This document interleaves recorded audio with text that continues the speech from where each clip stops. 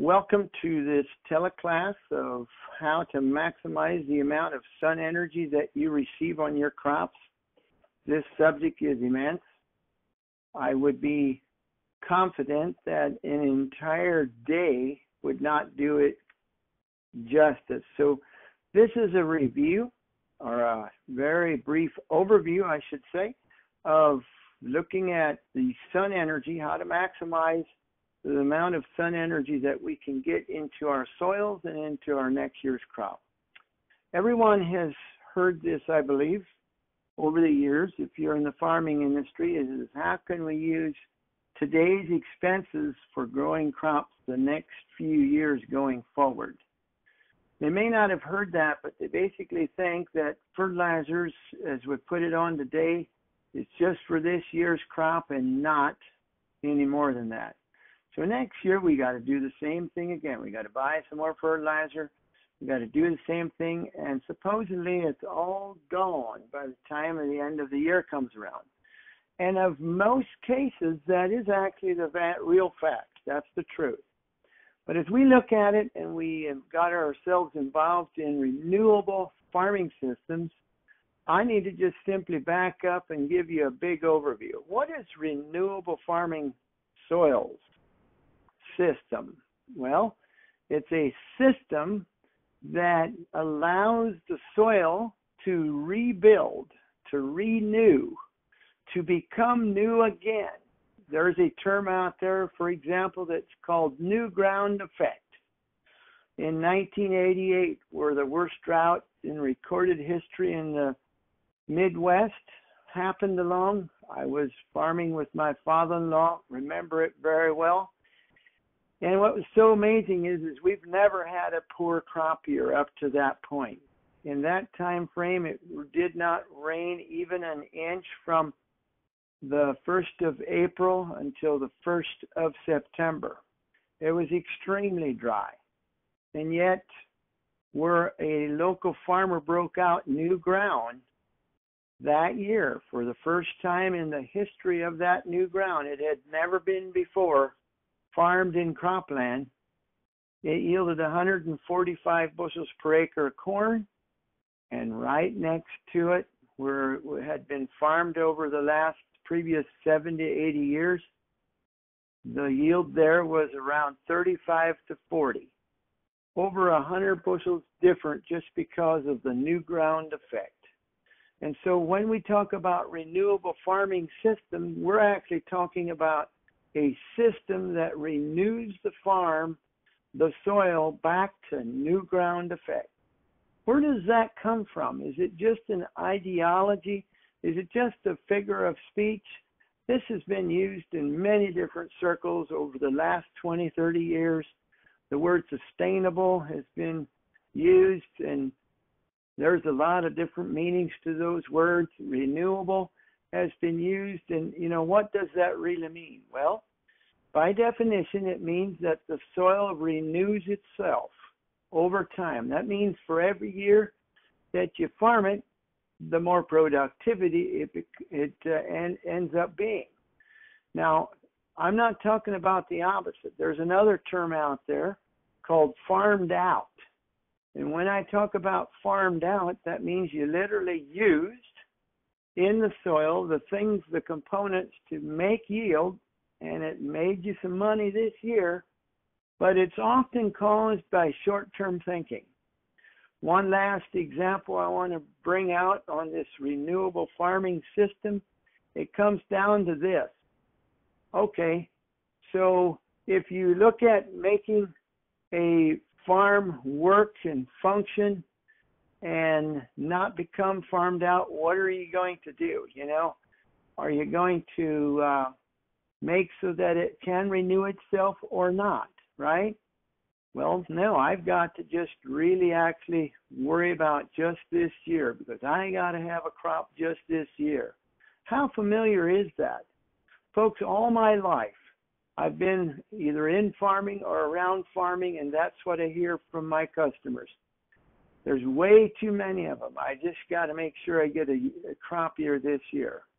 And I get it. If I'm in that spot where I'm in a desperate financial spot where I'm barely hanging on, we do understand we have to become more short-term minded. But I like to tell the story about an article that was in the Successful Farming magazine in the early 2000s. They did a study where they compared two different groups of farmers. If I recall correctly, it was over 400 farms in each group. One had more than the other. But what they wanted to do was kind of group them in two different groups. The people that were planning out ahead had a 3 to 5 or even a 10-year goals in place of what they wanted to do on their farm, and those that were just strictly for this year and this year only. And so they looked at them, and at the end of 10 years, they watched these groups and monitored them and got a pretty good, interesting, thought-provoking results out of that study. The long-term group made 33% more income than the short-term group. They tried hard, for example, to make sure that apples with apples compared to the right amount of livestock farms and those that only did grain farming, etc., so that they kind of made sure they had the variables down pat. It was more about futuristic thinking farming versus short-term thinking farming. 33%. Now, that may not sound that dramatic, but listen, that means in 7.5 years, mathematically, if I'm not mistaken, in actually less than 7 years, I should have said, these people made as much money as the short-term thinking did in 10 years. Now they had over 3 years worth of additional income on top of what the other group did. Each one of them was given 10 years. But they reached their goal in 7 years plus made just that much additional money on top of that. And so I would like to pull everyone into the mindset that we do have to look into the future. What we do today can impact how much money we can make in the next 10 years. And so when we're looking at renewing soils, we're not just growing a crop.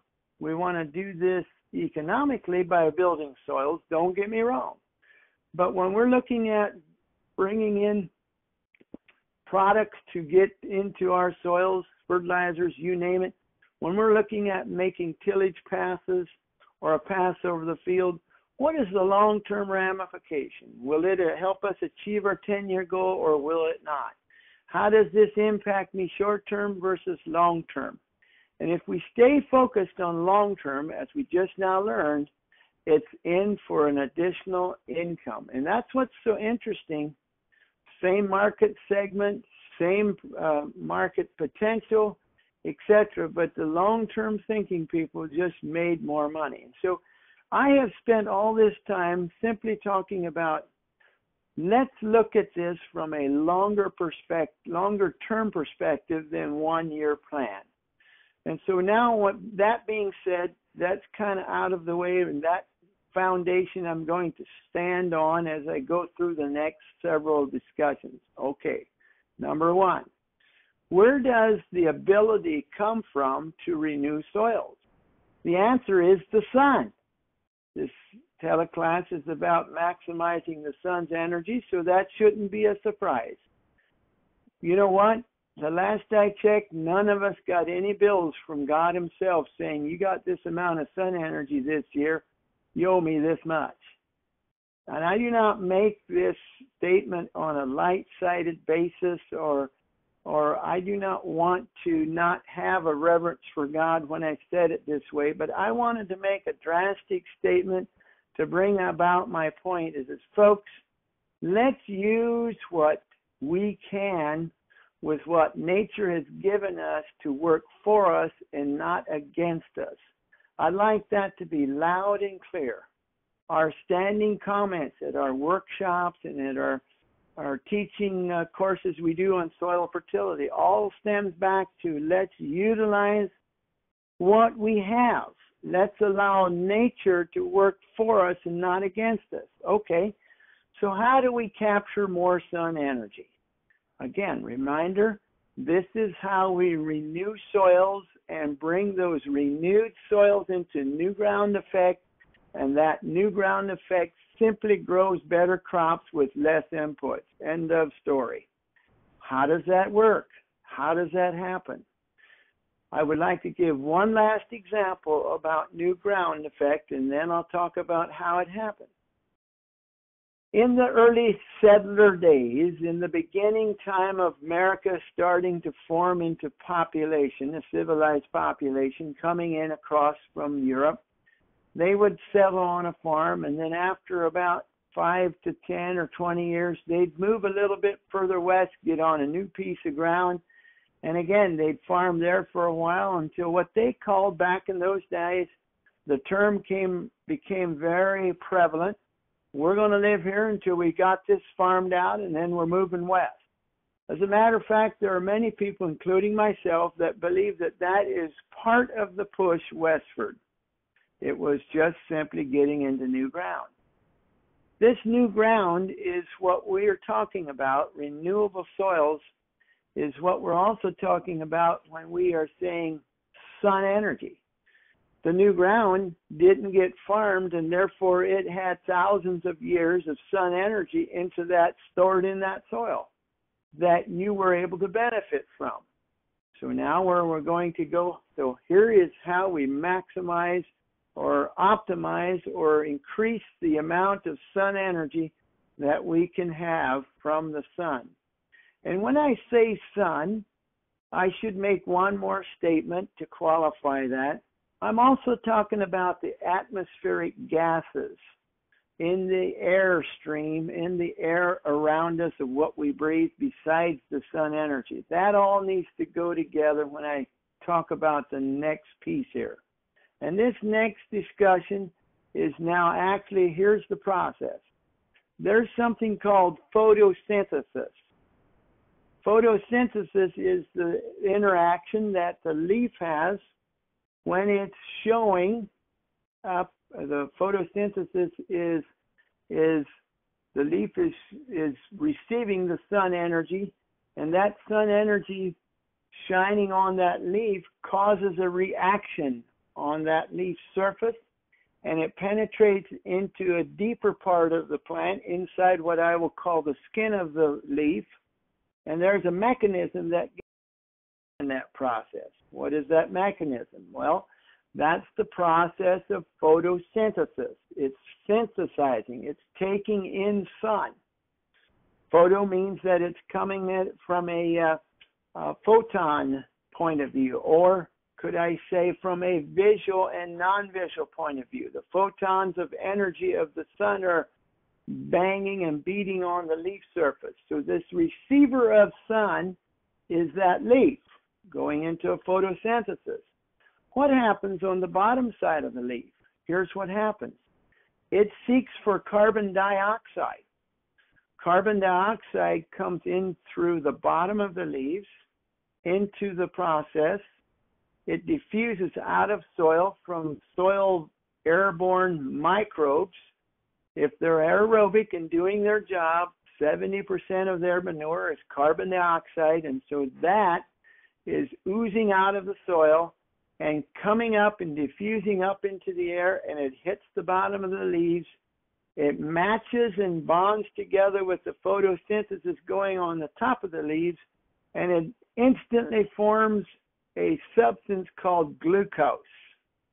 And that glucose then gets transported down to the brain of the plant, which is the interface between plant and going into the soil. Oftentimes, this may vary slightly depending on the plant, but it is basically right at the base of the plant, entering in the soil.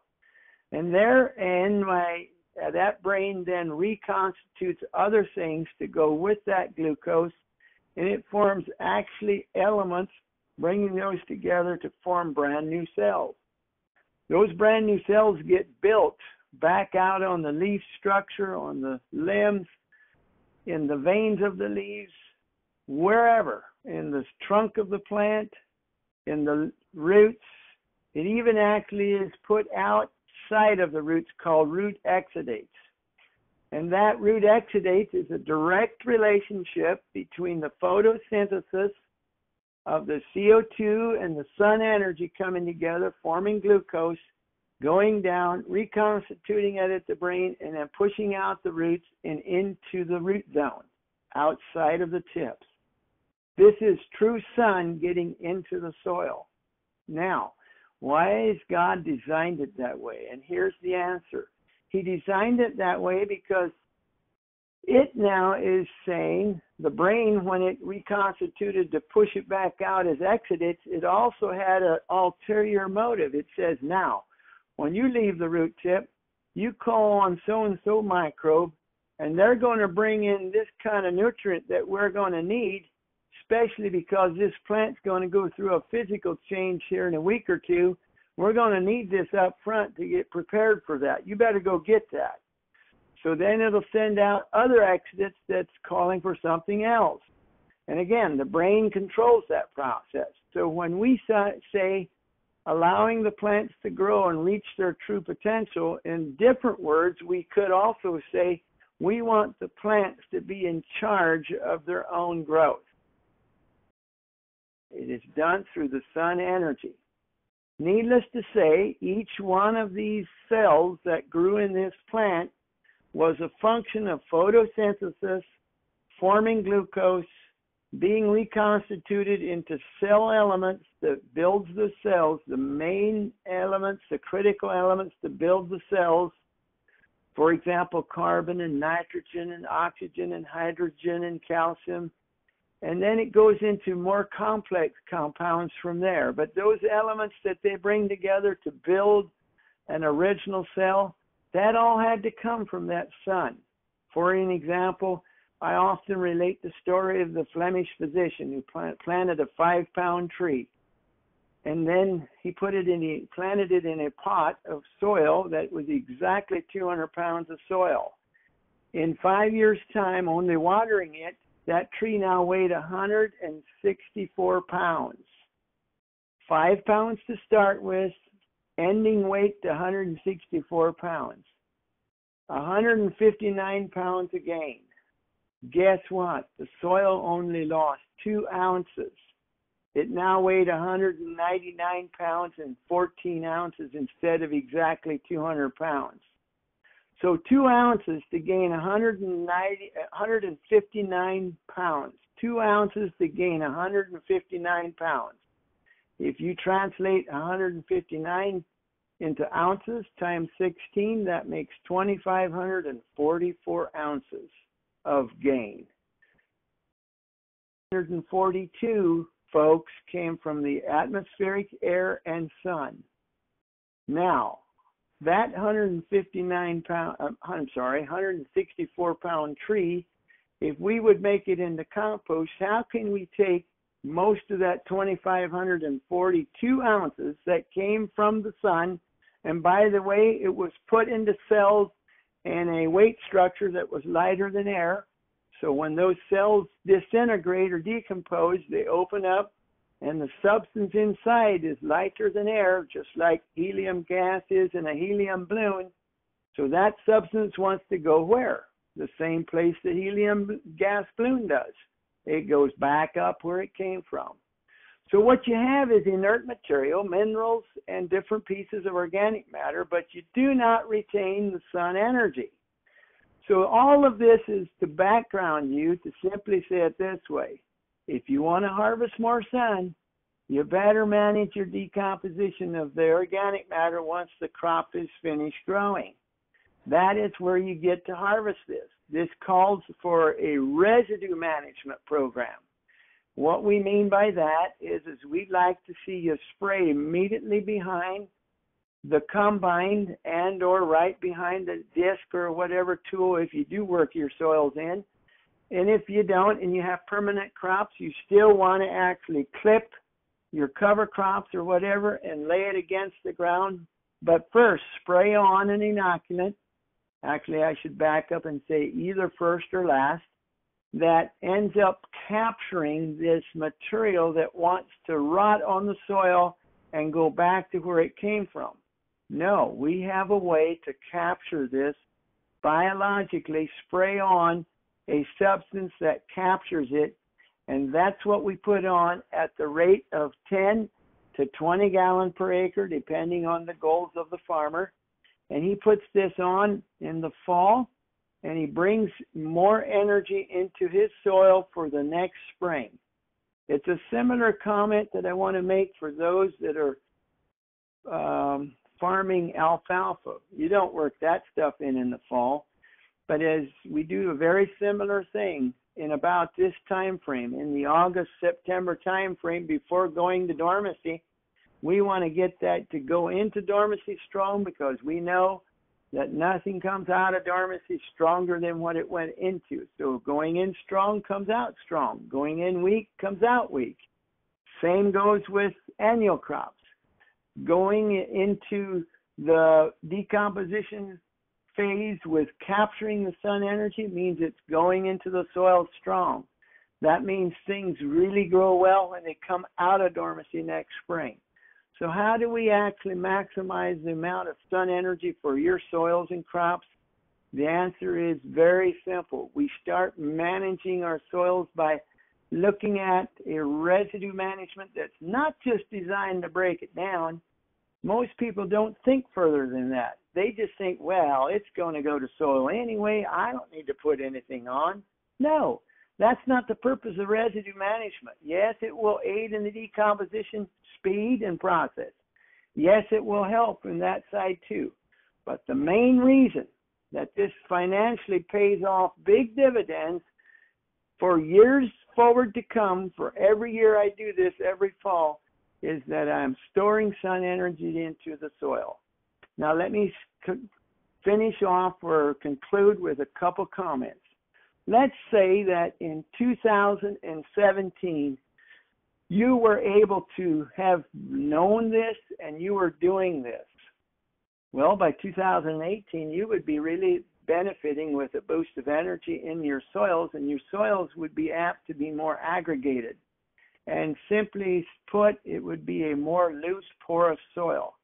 The following year, you're still benefiting from what you did in 2017, but now we're into 2019, and we're getting a benefit, a financial benefit for what we did in 17, what we did in 18, and that is 2 plus 2, which starts compounding for you.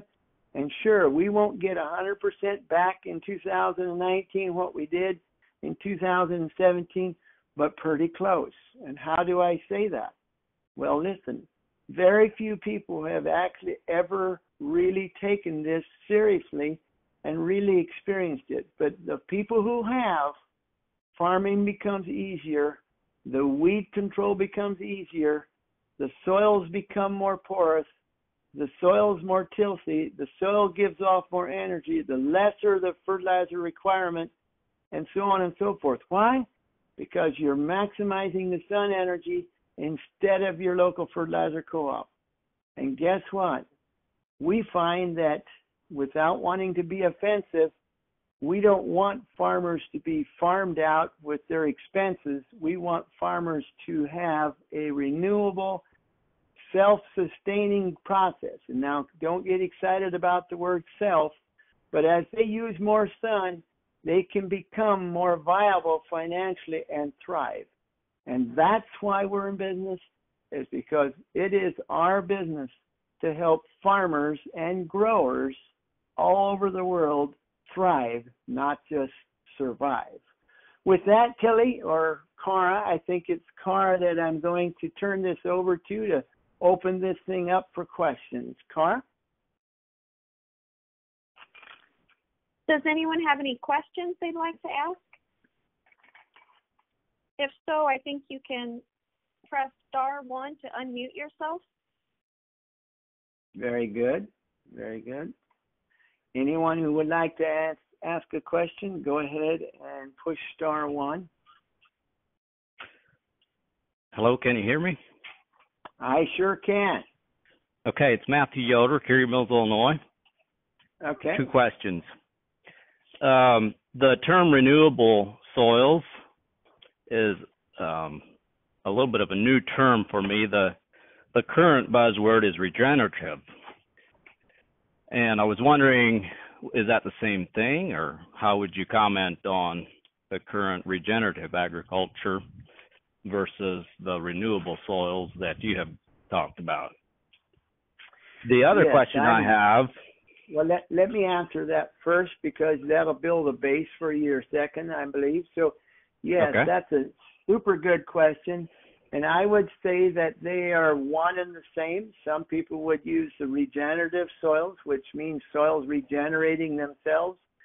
I like the word renewable because I recognize that the renewing comes from something beside the soil itself. It's how you manage the soil to help it renew itself. Does that help? Yes. Thank you. Okay, But the second question. I should have said, I do not mind either term. I was just defining why I used renewable. Go ahead with your second. That makes sense. Okay, the second question, as far as your inoculation following post-harvest there to capture those volatile losses, I'm wondering what your experience has been in working with people that are doing management-intensive grazing. What my thought is if you have a ruminant animal that is doing the harvesting, running it through that rumen, processing it that way, and then putting it back to the soil, are the volatile losses that you would be trying to capture and retain in the soil with your inoculation, is that same process being done by the cow in a if you're doing a high quality management? All right, so I love that question. Thank you for that, and I'd like to address it in two parts. First of all, the cow is harvesting the cells without it being degraded. In other words, it's fresh. No decomposition. It enters into the stomach, and now it gets digested. Now it is decomposed. Is that fair? And it certainly gets a tremendous amount of energy and boost. For example, as we renew our soils, when you get that cow to eat from grass that was grown from renewable soils versus grass that was grown from sick soils, you'll have a completely paradoxical experience. In other words, it's poles apart. Even though both cows are eating grass, they're poles apart. Are you with me? So let's make sure we understand high quality grass makes the grass thing appealing. Low quality grass is just like anything else. If it's low quality, there's low healthy, poor healthy issues. Those poor health issues they're going to struggle with. So, but in principle, the cow is harvesting the sun energy directly. Now, the question I've got is once it leaves the animal, can you smell it?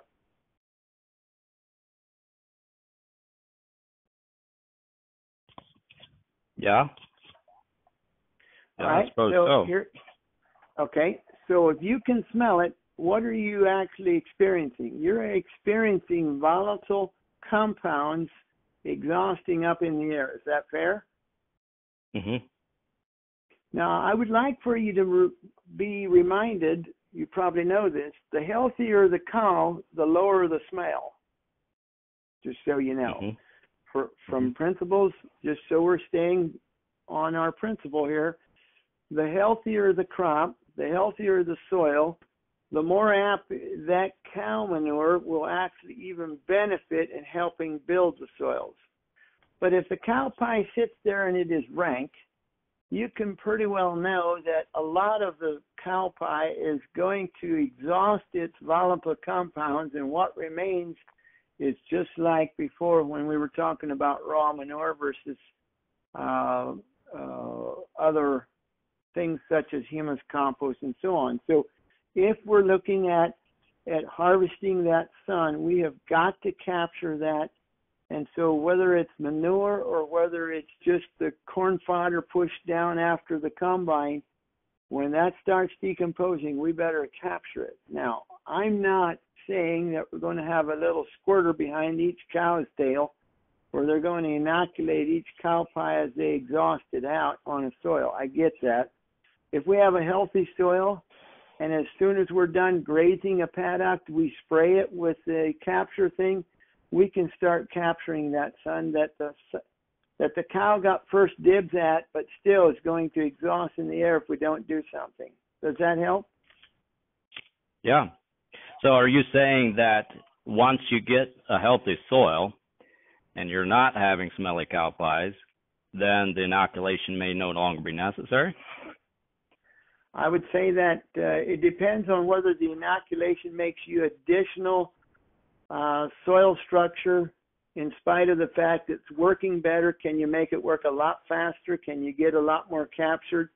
If you can, and you think about exponential growth, that means next year adding on to this year. That means the 3 years from now adding on to this year and next year. You follow what I'm saying?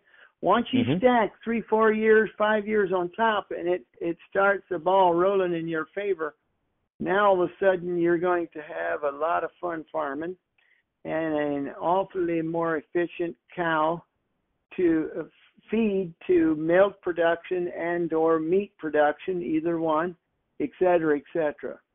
The successful farm ends up harvesting the most sun in whatever fashion he can. Does that help? Yes, thank you. Perfect. I'll take one more question and then we'll close it out.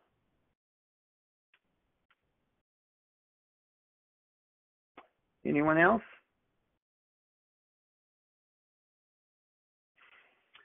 Okay, that's fine. If there's not, I just thought I'd open it up for one more. But listen, folks, it's been an enjoyable afternoon with you. I hope this helped open up the thought processes of how can I harvest more sun.